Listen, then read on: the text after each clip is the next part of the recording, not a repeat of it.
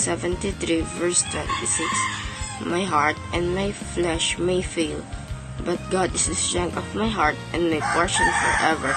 Psalm 73 verse 26.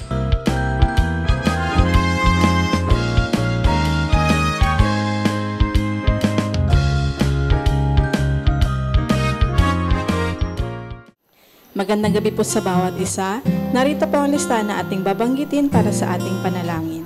Pastor Stella Jeronimo, Pastor Ted Ribo and Family, Pastor Nael Tongko and Family, Pastor Jerry Dalagit, Pastor Ronnie and Sister Leonie, Brother Gary and Sister Christine Reynosa, Pastor June Jeronimo and Family, Pastor Samuel Montiagodo, Nana Nemen, Sister Neneng, Sister Blancy, Baby Muding Mijares and Family, Sister Judith, Brother Chris and Brother NC, Sister Jenaline Katrina, Concept and Kyle Valiente, Marinas Family, Sister Christina and Sister Jessica Mizuan, Sister Edna and Sister Abigail Marquez, Mama Ningning, Boatis Family, Nana Yoli and Family, Pastor Larry and Sister Glenda Pontillas, Carizo Family, Brother Ronald Benaventura and Family, Sister Raquel Benaventura, Brother Jojo, Sister Marivic and Sister Neche Ijiran, Sister Trisha, Trixie and Tristan Larisma, Sister Isang Constantino, Cabales Family,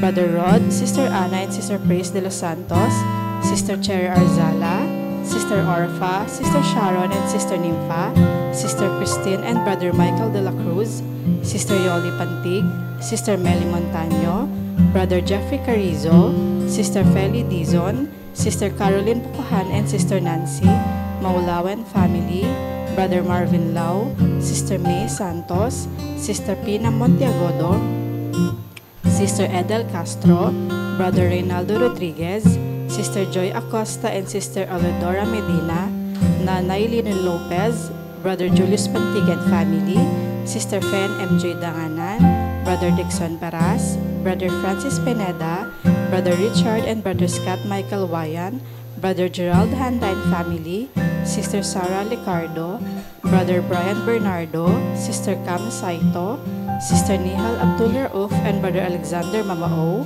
Sister Cecilia de Sahagun, Brother Delio Larin, Sister Liway Apo and Family, Brother Francisco Fabiliar, Brother Sam Benesano, Sister Baby Orsabe and Sister Belen, Brother Jerry Lazaro and Family, Sister Zea Callejo, Brother Vic Gutierrez and Family, Brother Francisco Senon, Sister Roderidia Parel, Baby Gavin Manzulim, Sister Lani Ramos, Sister Janet Abuel, Sister Hilary Ann Abuel, Baby Julian Chris Alfante, Sister Crescencia Ramos Rico, Nanay Gloria, Pastor Hener Ado, Brother Richard Elima, Brother Michael Tailo, Brother Ishmael and Brother Joaquin Ong, Baby Penelope Jane Leoncio, Brother Juanito Ramos, Sister Joanne Mira Gusante, Sister Joyce Tacorda, Sister Filomena Togade, Sister Luisa Miralles, Sister Madeline Napalang, Sister Meth Balahadia,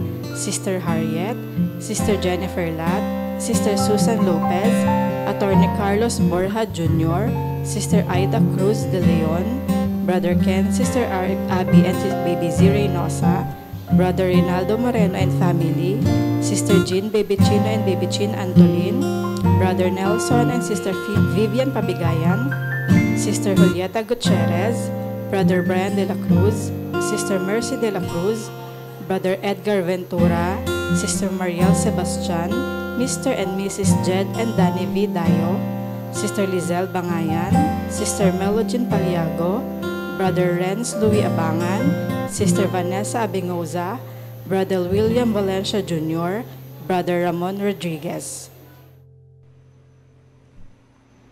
Magandang gabi po sa inyo, mga minamahal kong mga kapatid ko sa Iglesia ng Piel, at gayon din po sa inyo, sa mga kapatid ko sa Iglesia ng Pasong Tamo.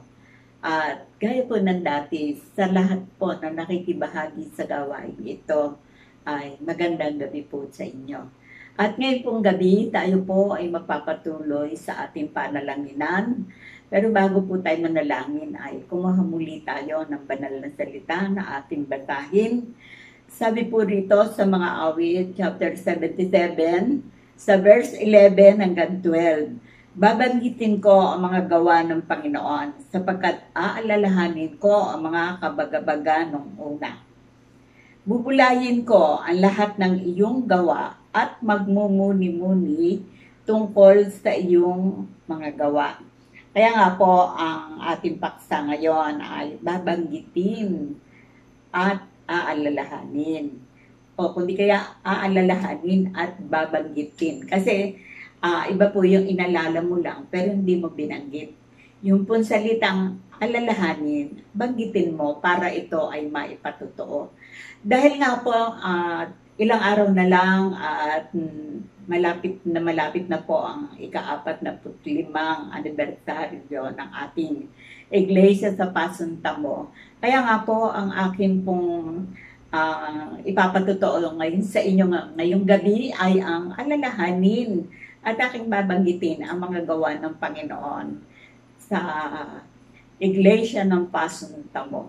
Ako po ay nagpupurit nagpapasalamat dahil isa po ako sa kasama sa mga ginamit ng Panginoon para magdala ng mabuting balita ng kaligtasan sa Pasuntamo. At salamat sa Panginoon sapagkat bagamat noong kami po ay nagnimisyon, ganito pong panahon, maulan, kaya nga po ang amin pong mga dinadaanan doon ay bukid, kaya nga po may baha doon. Naalala ko pa na ang ibang kasama ko ay nakabota at ako naman po ay nakabakya. Kaya nga po hindi kami makagayak ng magandang kagayakan na nakasapatos sa aming pagtuturo doon dahil ang dinadaanan po namin noon ay bukid. At kapag po umuulan ay tiyak na kami po ay lulusong bumabaha. Pero iba na po ngayon. Ngayon po ay napakaraming mga building doon at ang ganda-ganda ngayon ng daan. Naalala ko tuloy, yung daw mga dinadaanan, sabi ng Bible, mga dinadaanan ng mga lingkod ng Diyos ay pinagaganda ng Diyos ang mga dako o ang mga dinaanan. Totoo po yon na sinasabi ng banal na aklat. At nais ko pong ipagpasalamat sa Panginoon. Yun nga pong aming mission doon na kasama ko nga ang mga katandaan, kasama ko rin ang mga kabataan, at naalala ko po ang nagtuturo sa katandaan ay nabubuhay pa noon ang ating inang, at sa mga nagtuturo naman sa mga kabataan ay si Pastora Palasige. Mga bata din po, meron din po mga nag-aral ng salita ng Diyos. At doon, ang naging guro naman ay ang kapatid na Christy at si kapatid na Edita.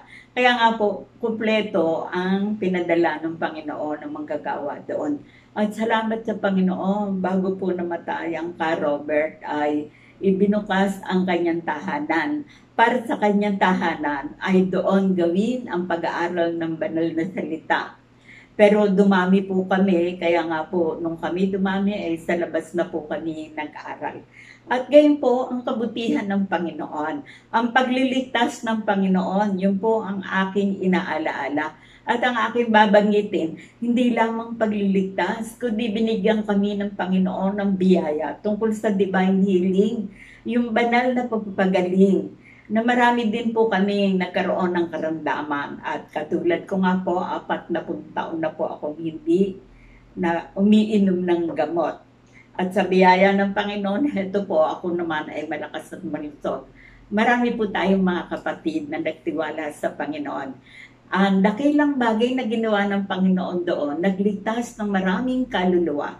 At ang pangalawa ay yung banal na pagpapagaling, isang biyaya po ng Panginoon sa amin na kami po ay natutong magtiwala at napakalaking biyaya mula noon hanggang ngayon. Ang karagdagang taon ng aming inaalaala, ang pagliligtas ng Panginoon ay aalalahanin ko rin ang mga biyayang kaloob sa akin. Maging sa aming sambahayan, pinupuri ko ang Panginoon. mula nga po kay Christy. Siya po ay binigyan ng Panginoon ng karunungang mamahala sa Iglesia ng Piel at sa Iglesia ng Pasintamo. At salamat sa Panginoon, nakatulong ko lahat ang aking sambahayan. Si Jun po ang nag-aasikaso ng mga yung mga sound system. Siya po ang lahat na nag-aasikaso. At si Ken naman, binigyan po ng Panginoon ng kaloob na siya naman po ay marunong tumugtog sa organ. Siya naman na tumutugtog. At salamat sa Panginoon. Maging si Abby ay natuturo din po siya ng Sunday School. Ako po ay nagpapasalamat sa Panginoon at maging si Annie at si Olirie ay naglilingkod din sa pamamagitan ng pag-awit.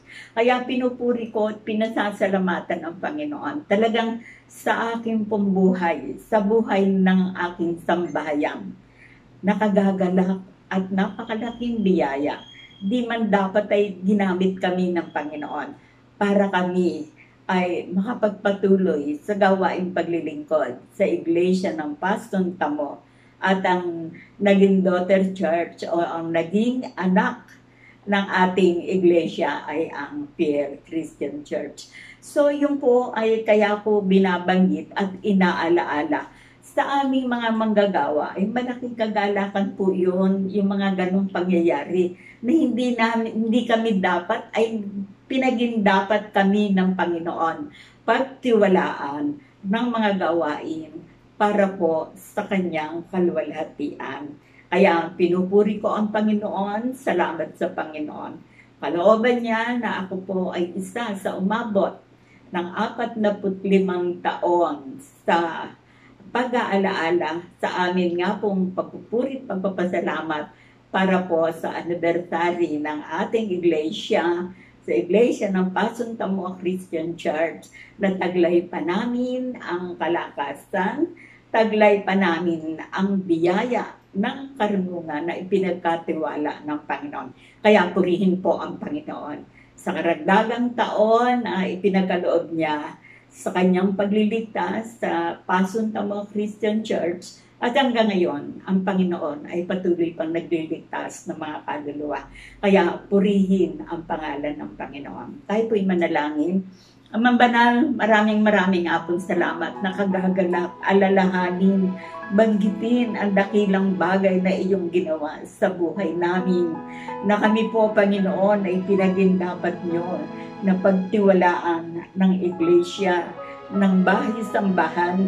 Kaya Ama, purihin po ang pangalan nyo sapagkat patuloy kayong nagliligtas ng maraming kaluluwa. Patuloy niyong pinalalago ang iglesia, ang mga kabataan, ang mga kababaihan at kalalakihan na ngayon ay nagpapagamit sa inyo upang sila ay patuloy na magturo at nagpapatuloy sa kanilang gawain sa pagsamba, sa pag-awit at ang iba'y tumutugtog. Panginoon, purihin po ang banal niyong pangalan. At kung paanong pinagpala niyo ang Iglesia ng Pasintamo, kami po ay umaasa, pagpapalain niyo rin ang Iglesia ng Piel, sapagkat sila rin, Panginoon, ay inyong katawan ng aming Panginoong Jesucristo na inyong ipinagkaloob ang kaligtasan. Ano man po ang pangailangan ng mga kapatiran doon, agutin niyo tulungan. Ama, sa Iglesia ng Pasintamo, marami po kaming mga kapatid na may mga karamdaman. Ako po ay umaasa. Patuloy kayong magdadala sa kanila ng kagaling at kagamutan. Patuloy niyo silang pagiginhawahin, pagagalingin, palalakasin. Lalo na po sa karagdagang taon ng aming anibersaryo ay makasama namin silang lahat. Sapagkat sila, Panginoon, ay bibigyan niyo ng kagaling at kalakasan. Pagpalain niyo, Panginoon, kaming mga manggagawa, kami po ay umaasa sa inyo. Pasasaganain niyo kami sa pag-ibig, sa karunungan, sa pamamahala sa Iglesia, sapagkat kalooban niyo, Panginoon, ang Iglesia magpatuloy ng paglilingkod, ng pagsamba hanggang sa inyong muling pagbabalik. Ama, maraming nga po salamat at umaasa nga po ako ang mga pangailangan naming magkakapatid. Kayo pa rin ang Diyos na naglalaan ng lahat ng aming mga pangailangan sapagkat kami ay inyong ipinagmamalasakit. Ama, ang lahat po nito ay aking hinihingi ipinagpapasalamat sa pangalan ni Jesus. Amen.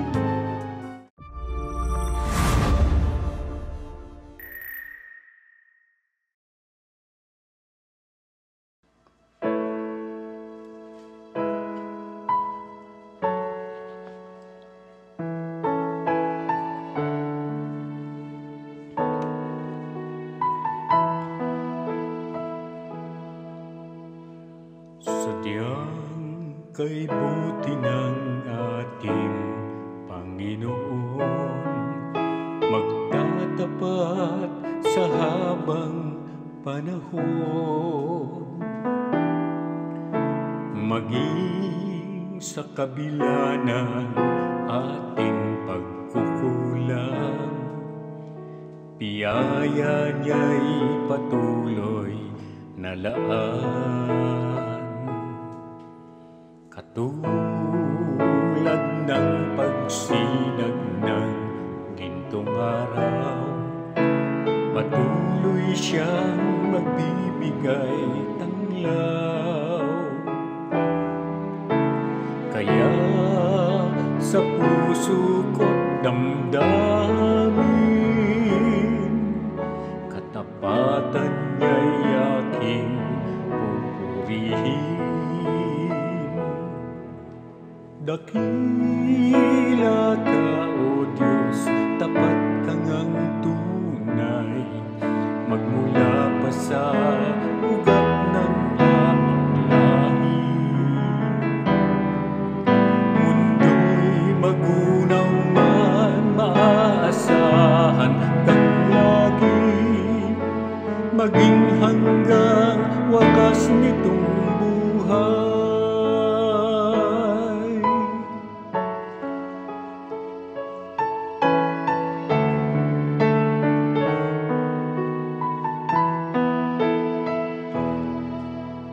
Kaya, O Diyos, ika'y aking pupurihin.